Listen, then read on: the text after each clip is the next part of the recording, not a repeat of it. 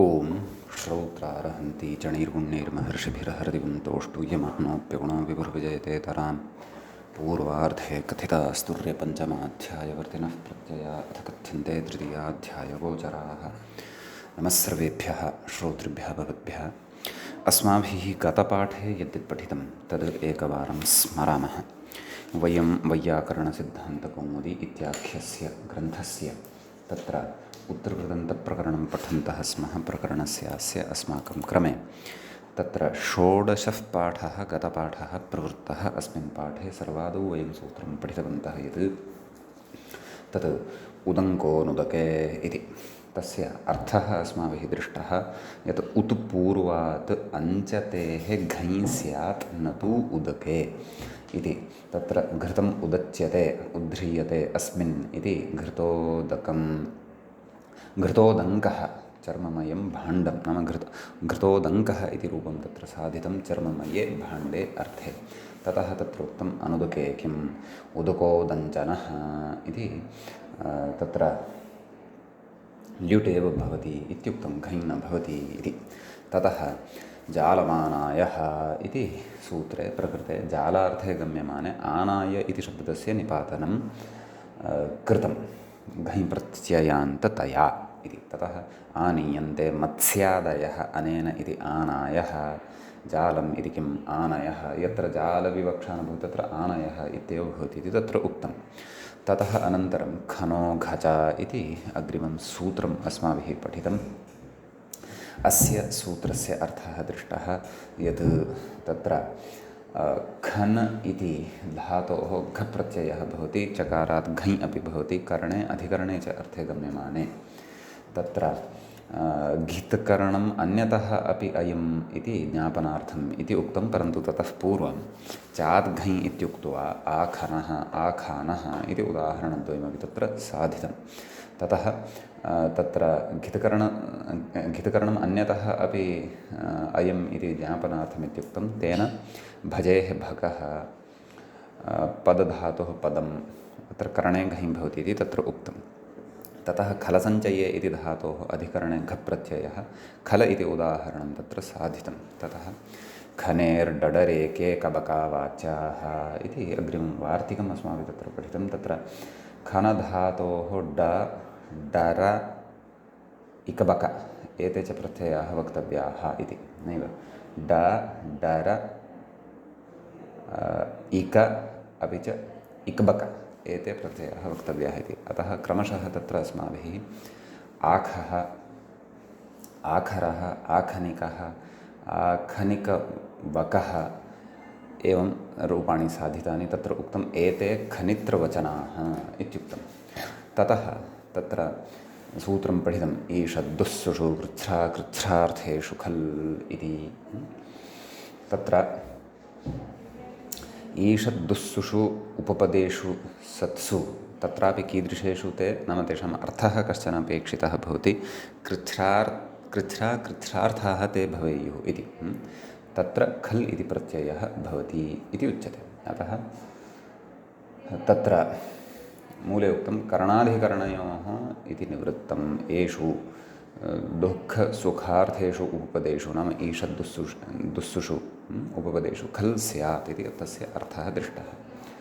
तत्र भावे कर्मणि च एव अयं खल् भवति इत्युक्तं। तयोरेव कृत्यक्तखलर्थाः इति यत् पूर्वमुक्तं तस्य स्मारणं कारितं। ततः कृच्छ्रे तत्र उदाहृतं दुष्करः कटः भवता, अकृच्छ्रे उदाहृतम् ईषत्करः अर्थात् सुकरः नैव एवम् अकृच्छ्रे ईषत्करः सुकरः इति उदाहरणद्वयं साधितं। ततः अत्र वार्तिकं पठितं।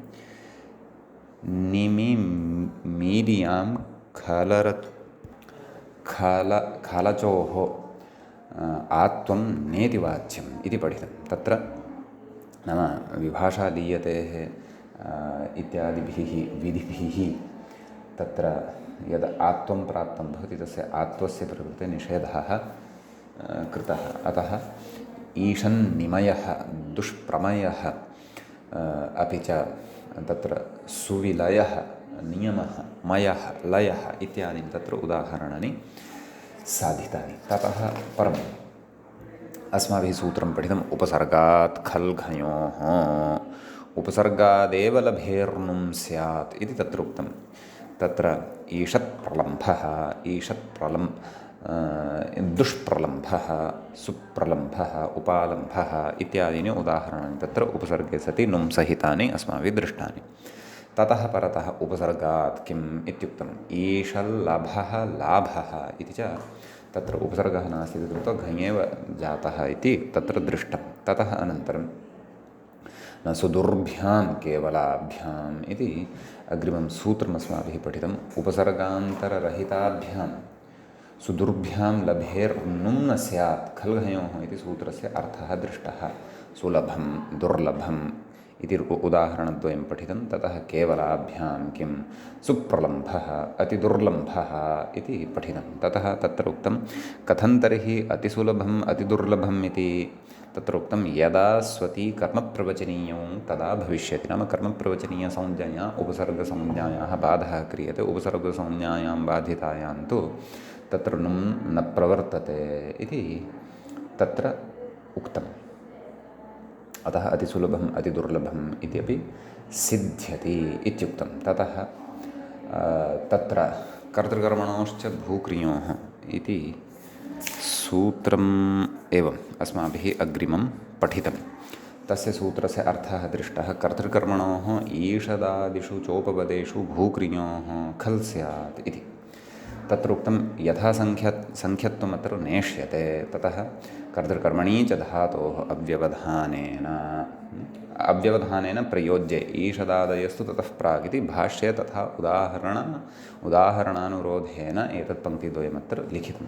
ततश्च कर्तृकर्मणोश्च्यर्थयोरिति वाच्यमिति वार्तिकम् अस्माभिः पठितं। नाम अत्र च्यर्थः अपेक्षितः अत्र। अतः तत्र तदपि उक्तं खित्वात् मुम् अत्र भवति। नाम अरुर्द्विषदजन्तस्य मुम् इत्यनेन। ततः अनाढ्येन दुःखेन भूयते दुराढ्यं भवम् इति तत्र उदाहरणं साधितं। ततः ईषदाढ्यं भवम् इत्यपि साधितं। स्वाढ्यं भवम् इति चापि साधितम्। ईषदाढ्यङ्करः कृ धातोः पक्षे ईषदाढ्यङ्करः दुराढ्यङ्करः स्वाढ्यङ्करः इत्यादीनि च तत्र उदाहरणानि दृष्टानि। प्रत्युदाहरणं तु तत्र दृष्टं च्यर्थयोः किम् आढ्येन च भूयते इति। तदनन्तरम् आतो युच् इति अग्रिमं सूत्रम् अस्माभिः पठितं।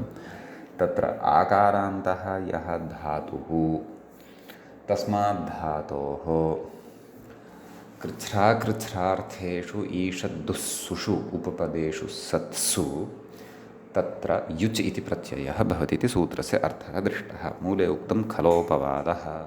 ततः ईषत्पानः सोमो भवता इति एकम् उदाहरणं। दुष्पानः इति च उदाहरणान्तरं तत्र दृष्टं। ततः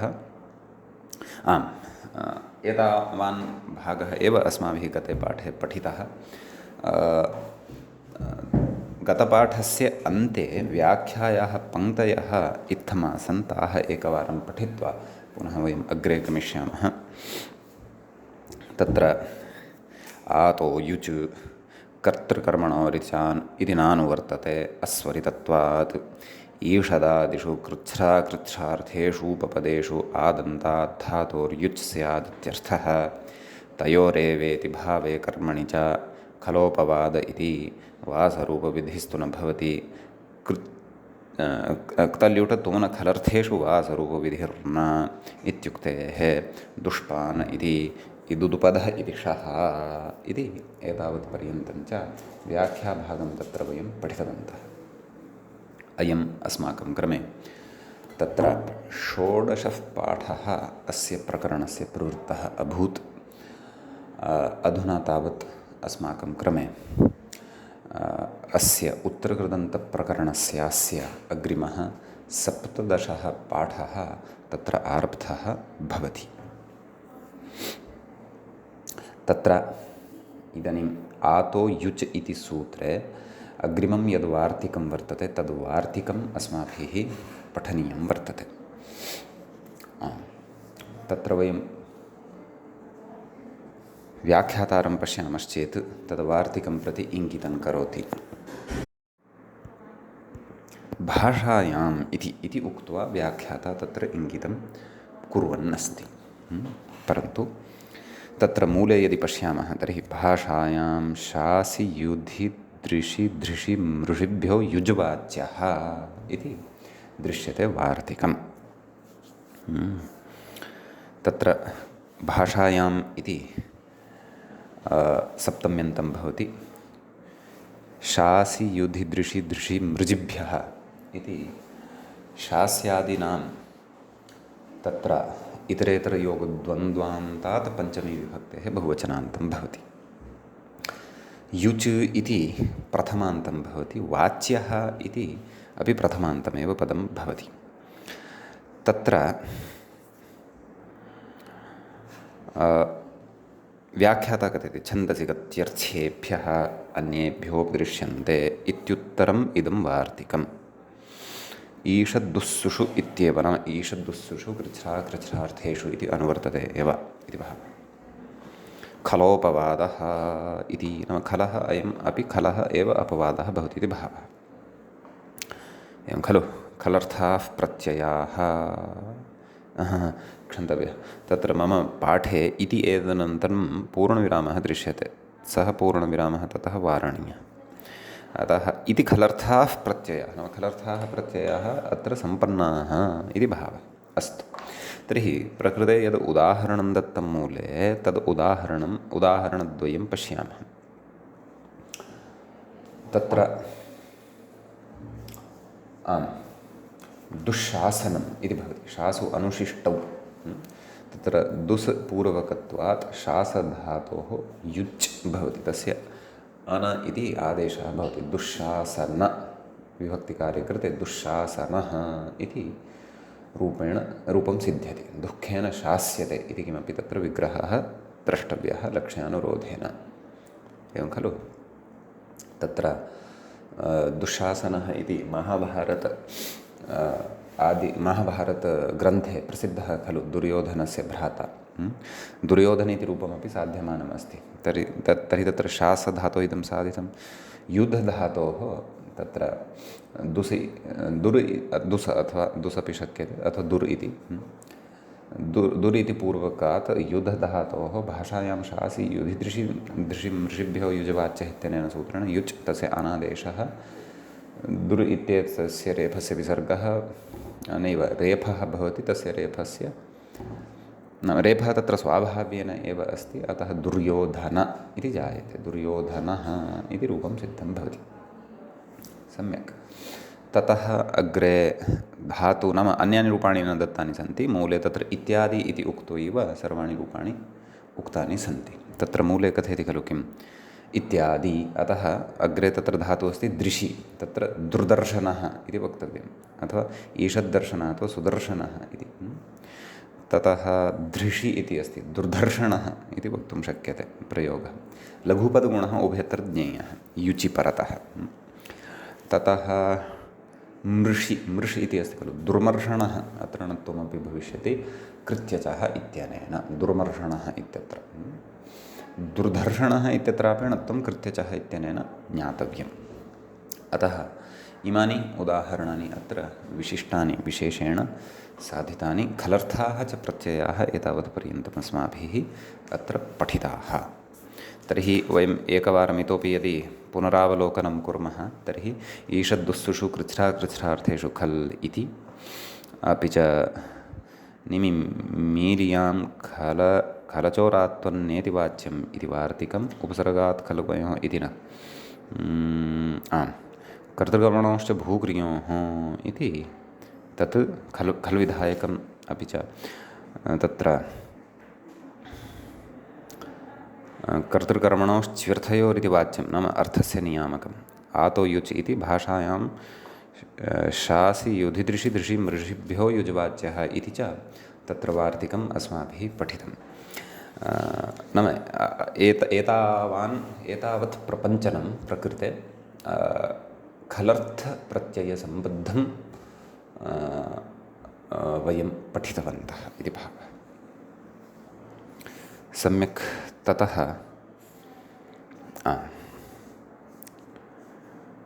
अग्रिमं सूत्रं द्रष्टव्यं वर्तते। प्रायः खलसम्बद्धं तत्र णत्वनिषेधविधायकम् अस्ति, पश्यामः। सूत्रं दृश्यते अग्रे, तत्र षात् पदान्तात् इति। तत्र षात् इति पञ्चम्यन्तं भवति, पञ्चमी विभक्तेः एकवचनान्तं भवति। पदान्तात् इति अपि पञ्चम्यन्तं, पञ्चमी विभक्तेः एकवचने भवति। पदे अन्तः, पदान्तः, तस्मात् पदान्तात् इति। अस्तु, पश्यामः। तत्र नभः भूपू कमि कमि प्यायि व्यायि वेपाम् इति इत्यादिकं सूत्रमस्ति खलु। तस्मात् सूत्रात् प्रकृते न इति अनुवर्तते। अट्कुवाङ्नं व्यवायेपि इति सूत्रं, रसाभ्यां नोणः समानपदे इति सूत्रं, संहितायाम् इति च सूत्रमत्र वर्तते। ततः मूलसूत्रार्थं पश्यन्तु, नस्य णो न इति। कः अर्थः इति चेत्, षकारात् पदान्तात्, पदस्य अन्ते, पदस्य अन्तः पदान्तः इति विग्रहः युज्यते वस्तुतः। तथैव उक्तं, षकारात् पदान्तात् उत्तरस्य, नाम पदान्ते विद्यमानः यः षकारः वर्तते, तस्मात् उत्तरस्य, नाम तस्मात् परतः विद्यमानस्य नकारस्य णकारादेशः न भवति इति। तर्हि तत्र निष्पादनं, निष्पानम् इत्यस्ति। तदेव कृत्यचः इत्यनेन प्राप्तस्य सर्वस्यापि णत्वस्य अत्र अपवादव्यवस्था द्रष्टव्या, बाधकव्यवस्था द्रष्टव्या। अतः तत्र निस् इति पूर्वकत्वात्, अथवा निर् इति अपि स्वीकर्तुं शक्यते। निर् इति पूर्वकत्वात् पा इति धातुः यः अस्ति, तस्मात् आतो युच् इत्यनेन अन, क्षन्तव्य, यु युच् इति, तत्र यु यः वर्तते तस्य यु इत्येतस्य स्थाने अनादेशः। अतः तत्र निर् पा अन, सवर्णदीर्घः निरपान। निर् इत्यत्र यः रेफः वर्तते तस्य रेफस्य विसर्गः, तस्य च षत्वम्, इदुदुपधस्य च प्रत्ययस्य। अतः निष्पानम् इति। तर्हि तत्र षकारः लब्धः खलु। तर्हि षत्वानन्तरं ततः परतः विद्यमानस्य पान इत्येतस्य नकारस्य कृत्यचः इत्यनेन णत्वं स्यात्, परन्तु तन्न भवति, षात् पदान्तादिति निषेधकारणात्। एवं सर्पिष्पानं, सर्पिष् इत्यत्रापि सर्पिस् इत्यत्र सकारस्य प्रत्ययावयवभूतस्य आदेशप्रत्ययोः इत्यनेन षत्वम् अथवा प्रकारान्तरेण वा षत्वं तत्र वक्तुं शक्यते। लब्धः यः षकारः, तर्हि तस्मात् षकारात् परतः पान इत्येतस्य विद्यमानस्य नकारस्य णत्वे सति सर्पिष्पाणम् इति स्यात्, परन्तु सर्पिष्पानम् इत्येव अपेक्षितमिति कृत्वा तत्र प्राप्तस्य णत्वस्य षात् पदान्तात् इत्यनेन निषेधः भवति इति। ततः दलकृत्यमुच्यते। षात् किं निर्णयः, अत्र तु रेफात् परतः नकारः वर्तते, अतः प्रकृते तु कृत्यचः इति, कृत्यचः इति नापेक्षितं, प्रकृते धातोः नकारः अस्ति खलु। अतः रसाभ्यां णोनः इति, परन्तु तदर्थं तु समानपदत्वम् अपेक्षितं वस्तुतः। अतः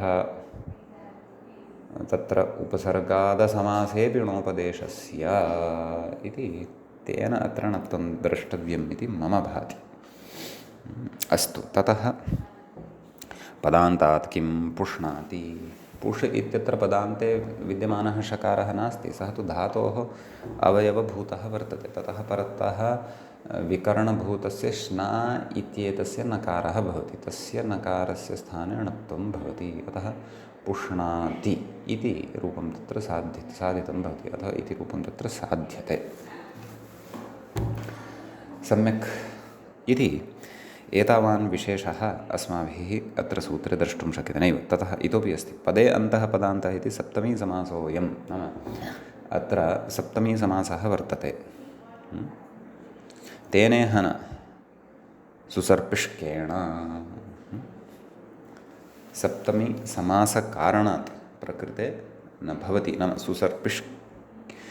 सुसर्पिष्केण इत्यत्र णत्वनिषेधः न प्रवर्तते इति भावः।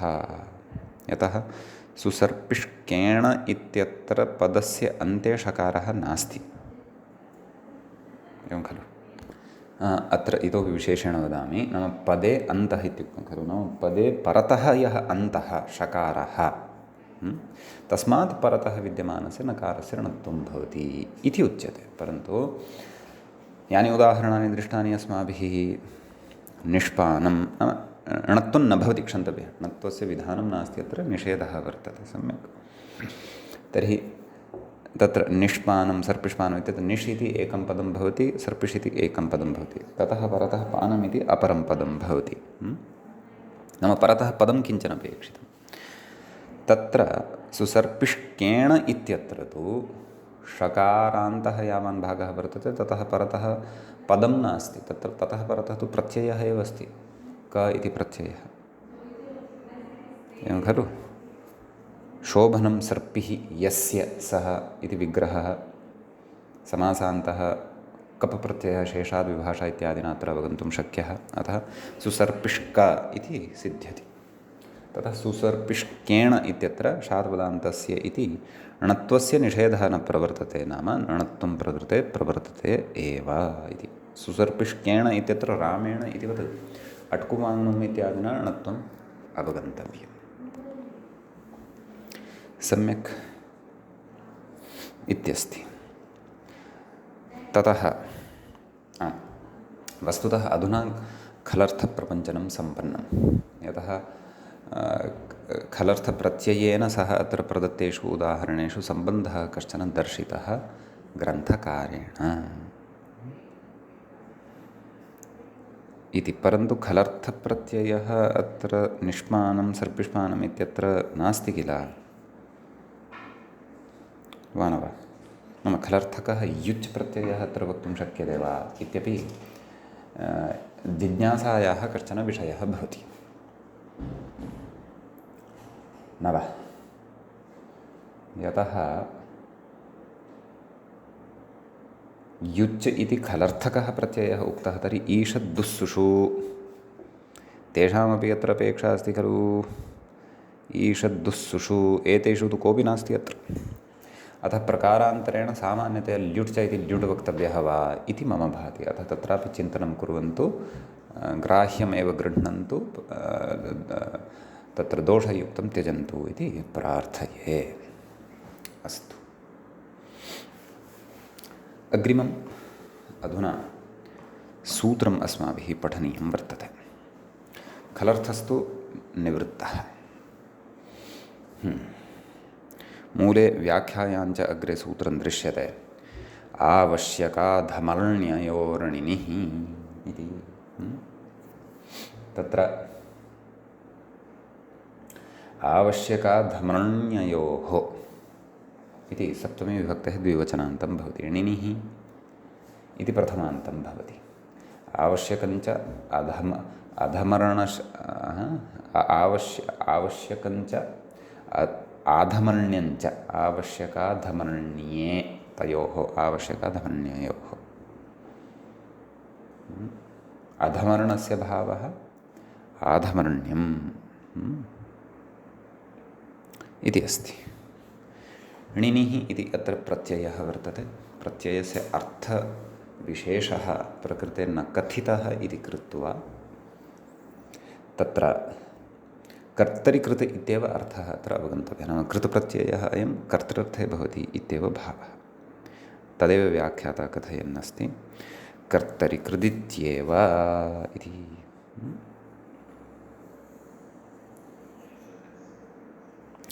कर्तरि एव अयं कृत् प्रत्ययः णिनिः भवति इति भावः। तर्हि सूत्रस्य अर्थः कः? सोऽपि वक्तव्यः खलु, यद्यपि स्पष्टः एव तथापि आवश्यक इति आधमर्ण्य इति, नाम आवश्यकार्थे आधमर्ण्यार्थे च गम्यमाने धातोः णिनि प्रत्ययः भवति इत्युच्यते। आम्, तत्र आवश्यकार्थद्योतकं किमपि उपपदभूतम् अपेक्षितं भविष्यति, तद् उदाहरणे वक्ष्यते। आधमर्ण्यार्थकं किञ्चन उपपदं तत्र अपेक्षितं भविष्यति इत्यपि तत्र वक्ष्यते, उदाहरणे ज्ञास्यते। उदाहरणं पश्यामः। मूले उदाहरणं दत्तमस्ति, अवश्यङ्कारी। व्याख्याता वदति अवश्यमित्यव्ययं। सम्यक्। वस्तुतः अत्र किञ्चन उपपदम् अपेक्षितम् इति नास्ति, परन्तु तथा भाष्यादिषु तथा उदाहरणदर्शनात् उपपदकल्पनम् अत्र कर्तव्यमिति अहं चिन्तयामि। अतः अवश्य इति उपपदात्, नाम अव्ययभूतम् अवश्यम् इति यद् अवश्यम् इति यत् पदं वर्तते तस्मिन् उपपदे सति कृ धातोः प्रकृते णिनि प्रत्ययः। णिनौ तत्र ऋवर्णः यः अस्ति सः वृद्धिं प्राप्नोति। आ इति वृद्धिवर्णः रपरः सन् अत्र लभ्यते। अतः अवश्यं कार-इ, अवश्यं कारी। मकारस्य अनुस्वारः भवति, अनुस्वारः इत्यनेन अवश्यङ्कारी। शौच इन्हन् पुषार्यणां शौच इति सर्वं पठितमस्ति पूर्वम्।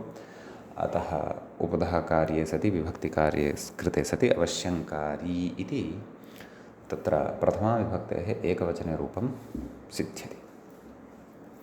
अतः अवश्यं यः करोति, कर्तरि कृत खलु, सः जनः अवश्यङ्कारी इति भवति। स्त्रियां चेत् अवश्यङ्कारिणी इति भवति। नपुंसकलिङ्गे चेत् अवश्यङ्कारी इति च जायते। सम्यक्। ततः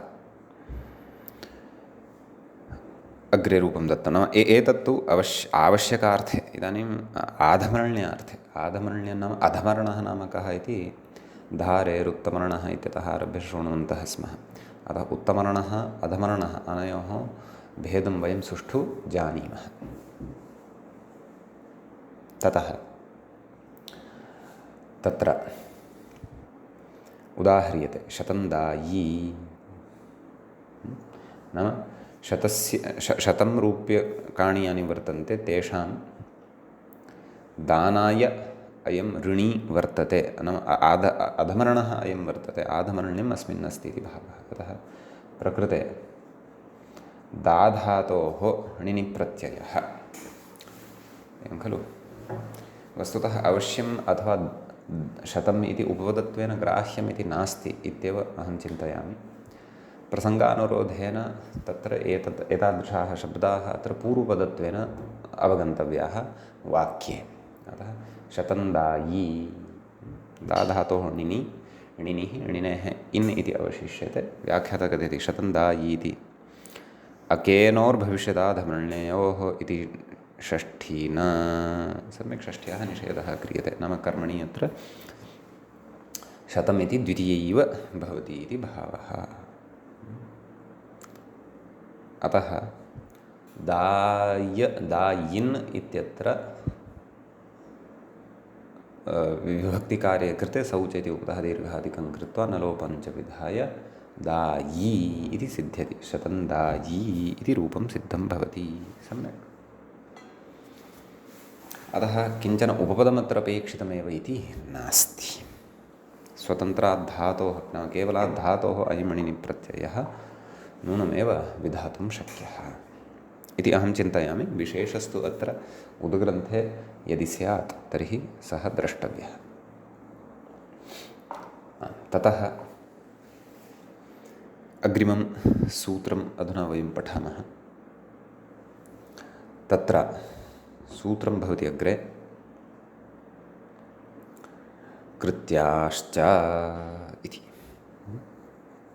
पूर्वं सूत्रं पठितम् अधिकारसूत्रं कृत्याः, नाम कृत्सु एव कृत्याः भवन्ति। णुल् त्रिचौ इति णुलः प्राक् कृत्याः भवन्ति इति पठितं, परन्तु अधुना तु वयं कृत्याः इति न कृत्याश्च इति सूत्रं पठन्तः स्मः। तत्र कृत्याः इति पदं प्रथमाविभक्तेः बहुवचनान्तं भवति। सम्यक्। च इति च पदम् अव्ययपदं भवति। तत्र प्रकृतसूत्रं प्रति आवश्यकाधमर्ण्ययोर्णिनिः इत्यतः णिनिः इत्यनुवर्तते। क्षन्तव्यः।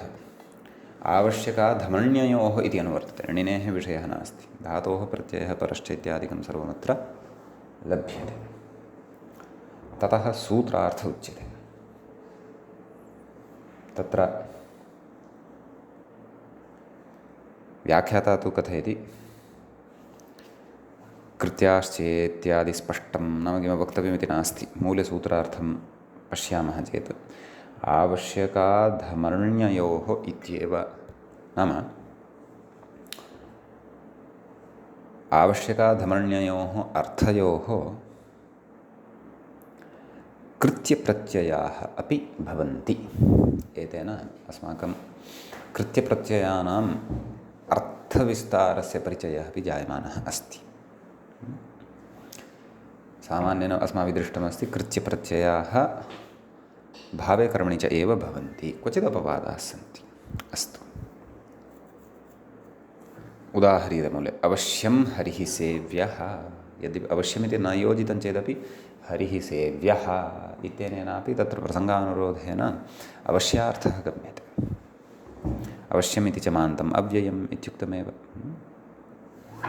शतं देयं पश्यन्तु, अत्र आधमर्ण्यार्थः वर्तते। शतं देयं नाम मया स्वीकृतमासीत्, अधुना देयम् आधमर्ण्यमत्र वर्तते। अहम् अधमर्णः अस्मि,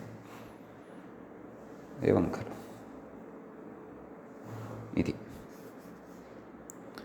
इति सर्वेपि कृत्यप्रत्ययाः ये अस्माभिः पठिताः ते आवश्यकार्थे आधमर्ण्यार्थे च नूनम् अस्माभिः प्रयोक्तुं शक्यन्ते।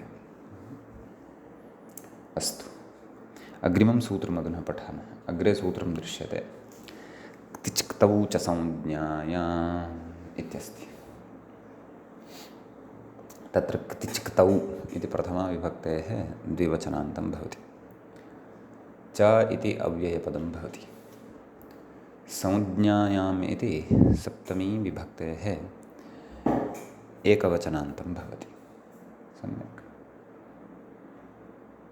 तत्र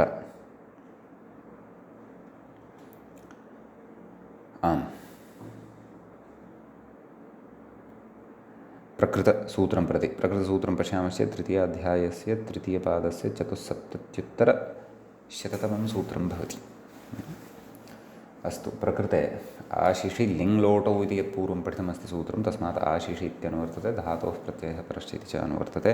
व्याख्याता तत् कथयन्नस्ति। किं कथयति? आशिषि इति आशिषि लिङ्लोटौ इत्यतस्तदनुवृत्तेरिति भावः। मूले सूत्रार्थः द्रष्टव्यः। मूले सूत्रार्थं पश्यामश्चेत् तत्र दृश्यते धातोः क्तिच्क्तश्च स्यात्, नाम क्तिच् प्रत्ययः अपि च क्तप्रत्ययः च भवति आशिषि संज्ञायाम् इति। तत्र आशीर्वादार्थः गम्यमानः स्यात्, परन्तु प्रकृतिप्रत्ययसमुदायद्वारा संज्ञा अपि काचित् गम्यमाना स्यात् इति भावः। एवं खलु? व्याख्याता कथयति भूतिरित्यस्य विवरणं कर्तरि क्तिच्। मूले पश्यामः किं भवताद्भूतिः तितु त्रतथसिषु सर्कसेषु च इति नेट्, नाम एतेन इडागमः न भवति। प्राप्तः इडागमः निषिध्यते तिप्रत्यये परतः। अतः भवताद्भूतिः नाम कर्तरि क्तिच् प्रत्ययः प्रकृते वर्तते इति भावः। एवं खलु? इति अस्ति। क्तान्तस्य उदाहरणं तु अत्र न दत्तम्, अग्रे कदाचिदुच्येत, द्रष्टव्यं। तत्र आदौ एव स्पष्टतार्थम् अत्र वयं काशिकायाम् उदाहरणं पश्यामः। सः कथयति आशिषि इत्येव आशिषि विषये धातोः क्तिच्क्तौ प्रत्ययौ भवतः समुदायेन चेतसंज्ञा गम्यते। तनुतात् तन्तिः, सनुतात् सातिः, भवतात् भूतिः, मनुतात् मन्तिः। क्तः खल्वपि देवाः एनं देयासुः देवदत्तः। देवदत्त इति उदाहरणमस्ति, अत्रापि अग्रे प्रदास्यते, परन्तु सूत्रद्वयमत्र आदौ पठनीयमस्ति।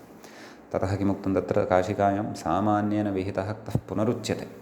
क्तिचा बाधा मा भूत्, क्तिचः बाधा न स्यात् इति। चकारो विशेषणार्थः न क्तिचिदीर्घश्च इति अस्तु तदेव सूत्रमत्र कौमुद्यां पठनीयमस्ति अधुना अग्रे षष्ठं सूत्रम् अधुना अग्रे पठनीयं वर्तते नाम षष्ठाध्यायस्थं तत्र सूत्रं वर्तते न क्तिचिदीर्घश्च इति क्तिचा सम्बन्धः वर्तते इति कृत्वा सूत्रमिदम् अत्र पठ्यमानं वर्तते उच्यमानं वर्तते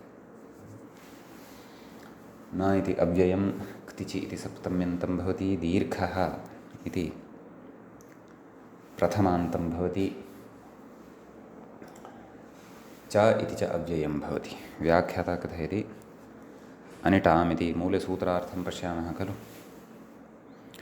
अनिटाम् इति अर्थः कुतः लभ्यते इति चेत् प्रकृते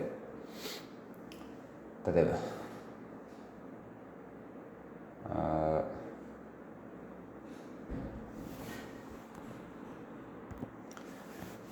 कथयति अनुदात्तोपदेशे इति सूत्रम् इह अनुवर्तते इति भावः इति एवं खलु इतः प्राक्तनं सूत्रं तत्र यदि वयं पश्यामः तर्हि ततः वस्तुतः इतः पूर्वं वाल्यप् इति भवति ततः पूर्वम् अनुदात्तोपदेशवनतितनोत्यादिनामनुनासिकलोपो झलिकिङ् इति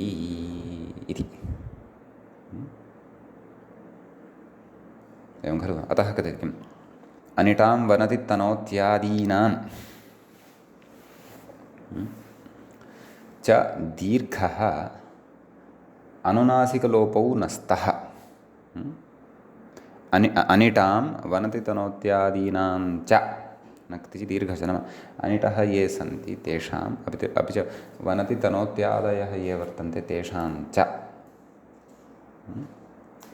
दीर्घो न भवति इत्युच्यते वस्तुतः पृथक् विषयः नास्ति एक एव विषयः वर्तते नाम अनिटाम् इति वनति तनोत्यादीनाम् इत्येतस्य एव तत्र विशेषणभूतं पदं भवति काशिकायां तु क्तिचिपरतः अनुदात्तोपदेशादीनाम् अनुनासिकलोपः दीर्घः च न भवति दीक्षितेन तु विशेषेण प्रकृते अनिटां वनति तनोत्यादीनाम् इत्युक्तं वर्तते तर्हि नाम तत्र वन इति यः धातुः वर्तते वनशब्दे सः वस्तुतः सेट् भवति अनिट्कत्वं तस्य प्रायः क्तिचि अथवा क्तप्रत्ययपरतः यस्य विभाषा इत्यादिना द्रष्टव्यं परन्तु वेट्कत्वं तस्य क्वापि स्यात् एवं खलु तनोति इति तनुविस्तारे इति भवति सोऽपि सेट् अस्ति परन्तु क्तप्रत्ययपरतः अथवा क्तिचि तस्य प्रकारान्तरेण अनिट्कत्वं प्राप्तं भवति यदा तदा एव एषः विषयः उच्यमानः अस्ति वस्तुतः अनुवृत्य अनिटाम् इति अर्थः तु न लभ्यते तद् द्रष्टव्यं अग्रे स्पष्टीभविष्यति पश्यामः उदाहरणानि आदौ साधयिष्यामः ततः पूर्वं पश्यामः तर्हि किमुक्तम् अनिटः ये सन्ति वनति तनोत्यादयः तेषाम् अनिटां वनति तनोत्यादीनां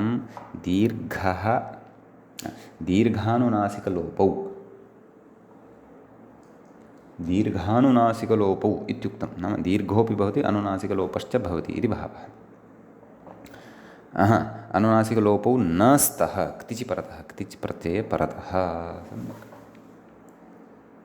अतः यन्ति रन्ति वन्ति यन्तिः रन्तिः वन्तिः तन्तिः इत्यादीनि उदाहरणानि तत्र उच्यमानानि सन्ति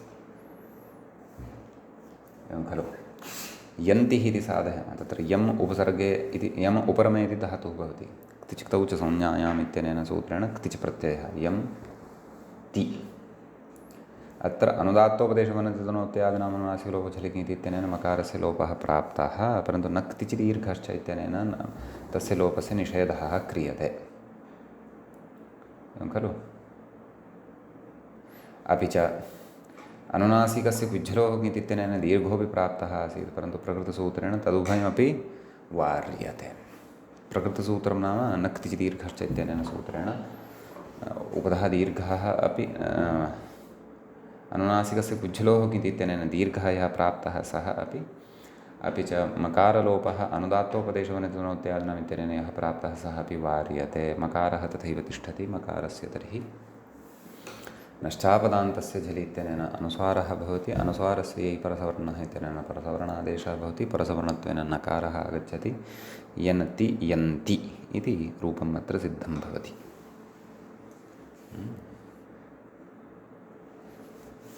ततः यमिति धातुः वनति तनोत्यादिषु द्रष्टव्यः इति भावः। वनति तनोत्यादीनाम् इत्युक्तम्। अपि च यम् इति यः धातुः सोऽपि वस्तुतः भौवादिकः यम् उपरमे इति तु अनिडेव वर्तते। उभयपदित्वमपि चौरादिस्थस्य वर्तते। अस्तु, भवतु पश्यामः। रन्तिः व्याख्यातः अत्र शुकः किति इत्यस्य अप्रवृत्तेः तितुत्र तथा सिसुसर्गसेषु च इति नेट् नाम इडागमः न भवति, नाम अनिट्कत्वं कथं भवति इति। यमधातुः तु अनिट्भूतः भुवादिषु पठ्यते एव इति मया उच्यते। सेट् अपि वर्तते, परन्तु सः भिन्नार्थे वर्तते, अपरिवेषणार्थे वर्तते सः। उपरमार्थकः तु अनिट्क एव इति धातुपाठं यदि पश्यामः तदा अयं विषयः ज्ञातः भवति। भूतिरित्यत्र तु परत्वात् शुकः किति इत्येव उचितम् इति कथयति। अस्तु, ततः वन्तिः इति अस्ति उदाहरणं। तत्र वन् इति धातोः क्तिचिक्तौ च संज्ञायाम् इत्यनेन क्तिच प्रत्ययः अनुनासिकलोपः दीर्घश्च अत्र प्राप्तः, परन्तु न क्तिच दीर्घश्च इत्यनेन सूत्रेण तस्य निषेधः भवति। वन्ति तदेव नकारस्य अनुस्वारः भवति, परसवर्णत्वात् पुनः नकारः एव लभ्यते, वन्तिः इति सिद्ध्यति। सम्यक्। ततः तन्तिः, तत्र तन् इति धातोः क्तिच्, अत्रापि तदेव अनुनासिकलोपः दीर्घश्च प्राप्तः, परन्तु न क्तिच् दीर्घश्च इत्यनेन सूत्रेण तत्र निषेधः भवति उभयोः अपि कार्ययोः। अतः तन्तिः, अत्रापि परसवर्णत्वात् पुनः नकारः एव लभ्यते, अतः तन्तिः इति रूपं तत्र सिद्धं भवति। सम्यक्। ततः प्रकृते यदि कोऽपि धातुः सेट् कः लक्षितः स्यात् तर्हि तस्य निवृत्तिः तु अस्माभिः प्रकारान्तरेण द्रष्टुं शक्या। प्रकारान्तरेण नाम तस्य अनिट्कत्वं क्तिचि अथवा क्तप्रत्यये परतः यस्य विभाषा, परन्तु यस्य विभाषा इत्यनेन तु निष्ठायामेव उच्यते। अतः अनिट्कत्वमेव एतेषां धातूनाम् अस्माभिः मन्तव्यम्। अतः एव अनिटां वनति तनोत्यादीनाम् इति खलु उच्यमानं वर्तते। परन्तु अनिटाम् इति कथनस्य अभिप्रायस्य स्पष्टता इतोपि चिन्तनीया अस्ति। अनिटाम् इति वचनमपेक्षितं वा, अनुवृत्त्या अथवा प्रकारान्तरेण कथं सः अर्थः अत्र लभ्यते इति द्रष्टव्यम्। तत्र वनति तनोत्यादीनाम् इति यदि पश्यामः सूत्रं, नाम अनुदात्तोपदेश वनति तनोत्यादीनाम् अनुनासिकलोपो झलिति इति, नाम तत्र काशिकायाम् उच्यते खलु अनुदात्तोपदेशानाम् अङ्गानां वनतेः तनोत्यादीनां च अनुनासिकलोपः भवति झलादौ क्ङिति प्रत्यये परतः। ओ तथा तथा तथा तर्हि क्तिचिक्तौ च संज्ञायाम् इत्यत्रापि झलादौ क्ङित् परतः अपेक्षितः भवेत् वा, तच्च अनिट्कत्वे सत्येव लप्स्यते इति, तस्यापि अत्र अनुवर्तनं भवति इति द्रष्टव्यम्। परन्तु अत्र तथा अपेक्षा अस्ति वा, यतः साक्षात् उच्यते खलु अनिटां वनतितनोत्यादीनाम् इति, वनतितनोत्यादीनां च दीर्घानुनासिकलोपौ न स्तः न भवतः इति क्तिचि परे इति भावः। एवं खलु दीर्घस्य प्राप्तस्य, परन्तु क्तिचपि झलादिः एव अपेक्षितः इति कदाचित् झलिकिङ् इति इत्येतस्य अनुवृत्त्या साधनीयम्। ततः एव अनिटाम् इति यः अर्थः अत्र उक्तः वर्तते दीक्षितवर्येण, सः अर्थः स्फुटः भवति, तस्य प्रयोजनं च स्पष्टं भवति। क्वचित् इटं भजेत अपि यदि धातुः तत्र सेट्कः वर्तते सम्यक् इति अहं चिन्तयामि। इतोपि विशेषेण अत्र चिन्तनं कर्तुं शक्यते यदि स्पष्टता न जाता स्यात्। अस्तु, एतावान् विशेषः अस्मिन् सूत्रे भवति। इदानीम् अग्रिमं सूत्रं वयं पश्यामः। तत्र अग्रे भवति सूत्रं, व्याख्याता तत्र इङ्गितं करोति किञ्चिदिव, सनः इत्युक्त्वा। मूले यदि पश्यामः तर्हि सनः क्तिचिलोपश्चास्यान्यतरस्याम् इति भवति सूत्रम्। सनः इति पञ्चम्यन्तं, पञ्चमी विभक्तेः एकवचनान्तं भवति। क्तिचि इति सप्तम्यन्तं, सप्तमी विभक्तेः एकवचनान्तं भवति। लोपः इति प्रथमान्तं भवति, च इति अव्ययपदं भवति। अन्यतरस्याम् इति विकल्पद्योतकं विभक्तिप्रतिरूपकम् अव्ययं भवति। सम्यक्, अस्तु। तर्हि तत्र प्रकृते किं किम् अनुवर्तते द्रष्टव्यं। व्याख्याता कथयति आत्वमिति, कथयति विड्वनोरनुनासिकः स्यात् इत्यतस्तदनुवृत्तेरिति भावः।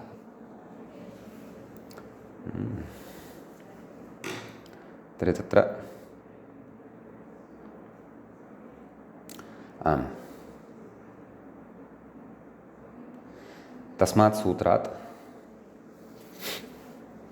अनुवर्तते आत्वं, नाम विड्वनोरनुनासिकः स्यात्, आत् इति ततः अनुवर्तते इति भावः। अतः सूत्रार्थं पश्यामः। सनोतेः कित् स्नोतेः क्तिचि आत्वं वा स्यात् लोपश्च वा इति। आत्वमपि विकल्पेन भवति, लोपः अपि विकल्पेन भवति इति भावः। तर्हि प्रकृते सन् इत्यनेन षण् इति धातुः विवक्षितः सनोतेः इति, नाम स्वादिगणीयः श्नुविकरणः अत्र धातुः विवक्षितः वर्तते इति भावः। सम्यक्। तर्हि किमुच्यते? सूत्रार्थः एकवारं पुनः द्रष्टव्यः। सनोतेः क्तिचि, नाम क्तिचि प्रत्ययः यदा परतः भवति तद् वा विकल्पेन लोपः भवति, तद् अन्त्यस्य एव लोपः भवति विकल्पेन। कित्वं वा स्यात् लोपश्च वा, नाम लोपः अपि विकल्पेन भवति। क्तिचि आत्वं विकल्पेन भवति, लोपः अपि विकल्पेन भवति इति उच्यते। अस्तु, व्याख्याता कथयति लोपश्चेति अन्त्यस्य नकारस्य इत्यर्थः क्ते उदाहरति। अस्तु, क्ते नाम क्तौ च संज्ञायाम् इत्येतस्य क्ते उदाहरणं तु पश्चात्, परन्तु ततः पूर्वम् अन्यानि अपि उदाहरणानि पश्यामः। सनुतात्, एवं खलु। सनुतात् इति तु तुह्योस्तातुङ्शिष्यन्यतरस्याम् इति लोटः, नाम तत्र लोटः स्थाने ति इत्येतस्य आशीर्वादार्थे गम्यमाने तत्र अयम् अर्थः लब्धः वर्तते। क्तिचापि आशिषसम्बन्धः वर्तते इति कृत्वा लोटः अपि एकं रूपम् अत्र प्रदत्तं वर्तते। प्रकृतसूत्रेण तु तथा सम्बन्धः नास्ति, यतः क्तिचि परतः एव सनः तत्र लोपस्य आत्वस्य च विकल्पः उच्यते। सम्यक्। तर्हि सातिः इति रूपम् उच्यते। सातिः इत्यत्र तर्हि सन् इति धातुः आत्वं भवति, नकारस्य आकारः भवति, सवर्णदीर्घः भवति, सा क्तिच्, क्तिचिकेन क्तिचिक्तौ च संज्ञायाम् इत्यनेन, अतः सातिः इति सिद्ध्यति खलु। आत्वाभावपक्षे सतिः इति भवति। आत्वाभावपक्षे नलोपपक्षे च सतिः इति भवति। आत्वाभावः यस्मिन् पक्षे नास्ति तत्र, नाम आत्वं यस्मिन् पक्षे नास्ति तस्मिन् पक्षे तत्र नलोपः उपतिष्ठते खलु, एतेनैव सूत्रेण यः उच्यमानः वर्तते। एवमेव सन्तिः, सन् एतत् नाम यस्मिन् पक्षे आत्वमपि न भवति न लोपोऽपि न भवति, तत्र सन्तिः इति रूपं साध्यते। येषां साति इत्यादीनां तु साति इत्यादीनाम् अर्थचिन्तनं तु कर्तव्यं। कोशं पश्यामश्चेत् तत्र उच्यते अवसानं दानं तीव्रवेदना इत्यादिकम् अस्ति, परन्तु अस्माकं तु क्तिचि यदि कर्तव्यः तर्हि संज्ञा अपि काचित् भवेत्, अपि च तत्र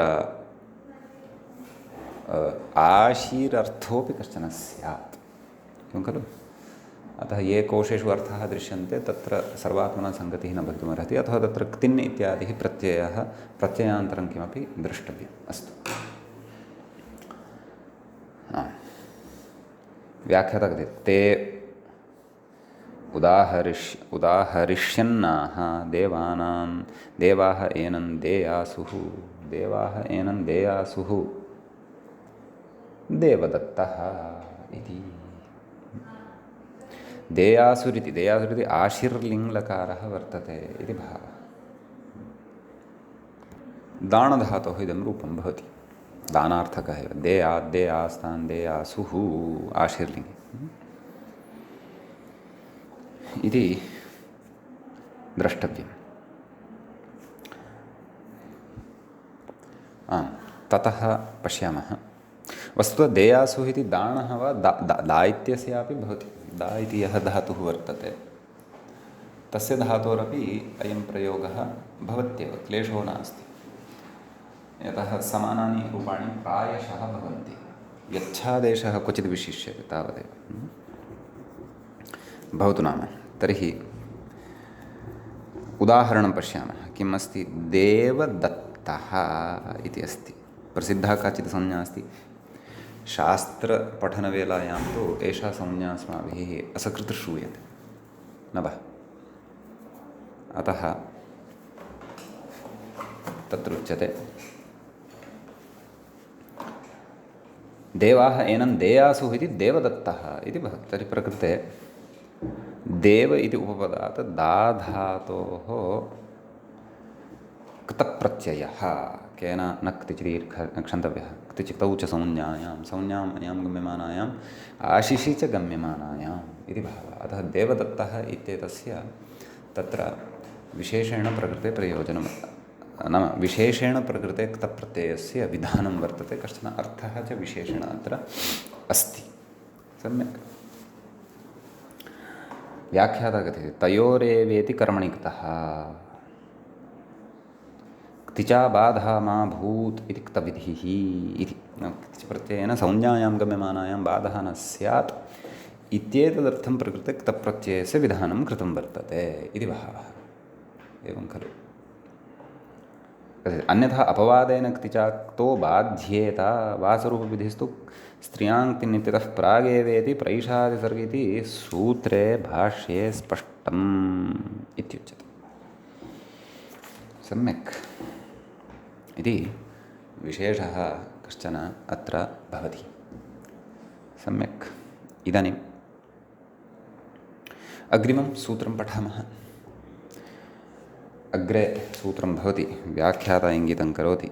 अलङ्खल्वोः मूले पश्यामश्चेत् अलङ्खल्वोः प्रतिषेधयोः प्राचान्त्वा इत्यस्ति। तत्र अलङ्खल्वोः इति सप्तमी विभक्तेः द्विवचनान्तं पदं भवति। अलङ्खल्वोः प्रतिषेधयोः इति, प्रतिषेधयोः इत्यपि सप्तमी विभक्तेः द्विवचनान्तमेव भवति। सम्यक्। प्राचाम् इति षष्ठ्यन्तं भवति। त्वा इति च क्षन्तव्यम्, अव्ययं नैव, क्त्वा इति प्रथमान्तं वक्तुं शक्यते।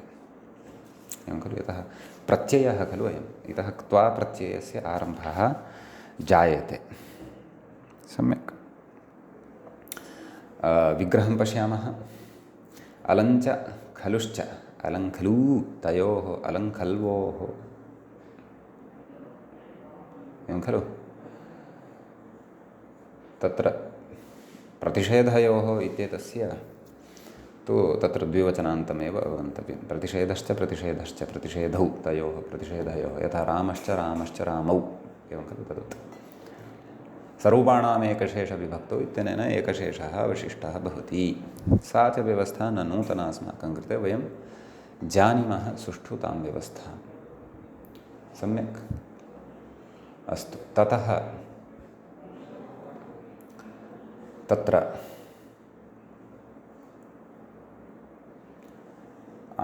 प्रकृते पश्यामः किं कथयति व्याख्याता सूत्रार्थं कथं प्रतिपादयन्नस्ति इति।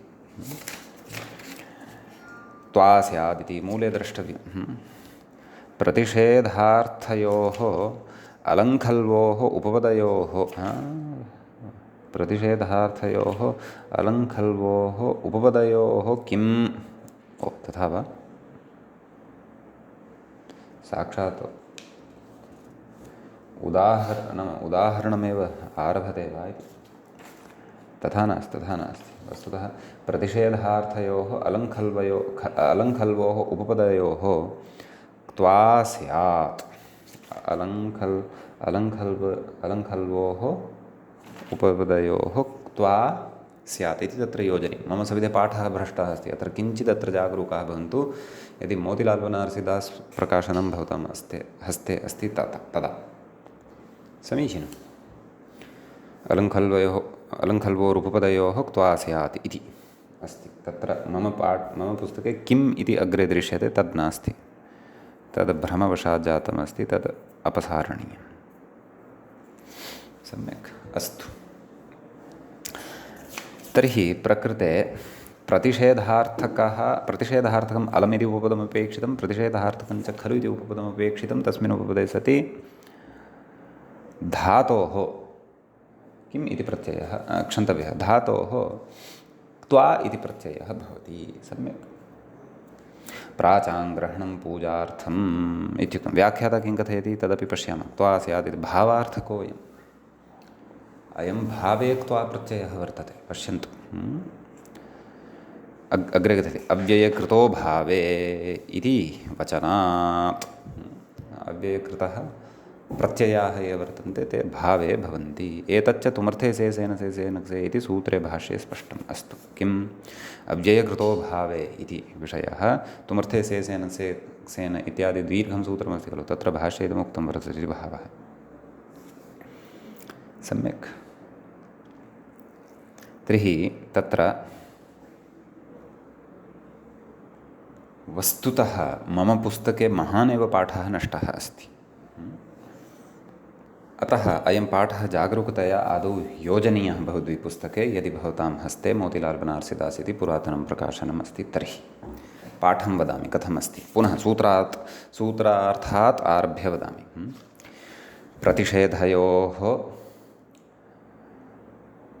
प्रतिषेधार्थयोः अलङ्खल्वोः उपपदयोः क्त्वा स्यात् प्राचाङ्ग्रहणं पूजार्थम् अमैवाव्ययेनेति नियमान् नोपपदसमासः दोदध्खोः अलं दत्वा घुमास्था पीत्वा खलु अलङ्खल्वोः किम्।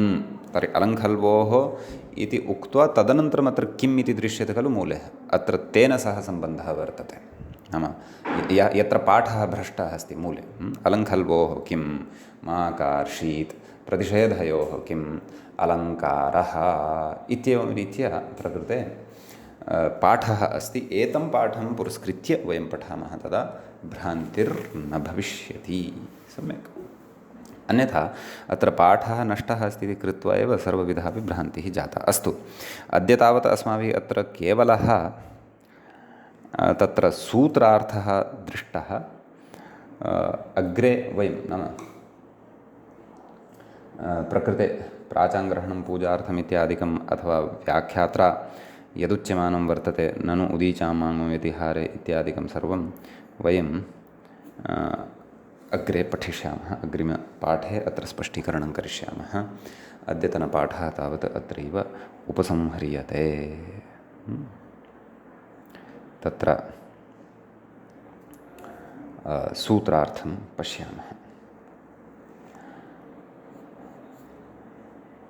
क्षन्तव्यः उपसंहरणं कुर्मः। श्रौत्रार्हन्ति चणैरुन्नेर्महर्षिभिरहर्दिवं तोष्टुयमानोऽप्यगुणो विभुर्विजयतेतरां पूर्वार्धे कथितास्तुर्यपञ्चमाध्यायवर्तिनः प्रत्यया अथ कथ्यन्ते तृतीयाध्यायगोचराः।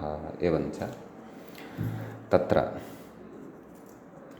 उत्तरकृदन्तप्रकरणस्यास्य अस्माकं क्रमे एषः 17 पाठः सम्पन्नताङ्गतः। नमः सर्वेभ्यः श्रोतृभ्यः भवद्भ्यः।